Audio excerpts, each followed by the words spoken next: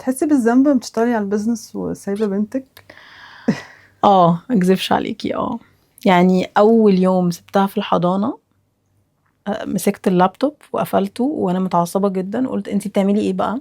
ايه الانانية اللي انتي فيها دي؟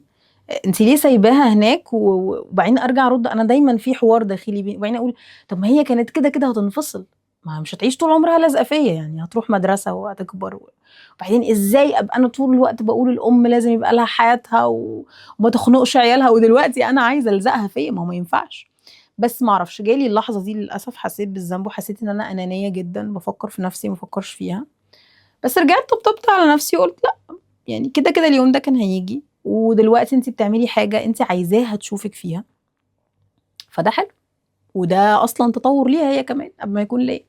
دايما بقول كمان حته احساس بالذنب ده، هو انت مش سايباه في اي حته برضه، انت اكيد عملتي صح الواجب اللي صح عليكي، رحت شفتي كذا حضانه، صح. اطمنتي انها مبسوطه، فخلاص. واكتشفت ان انا بيكي ماما. اوكي. طبعا.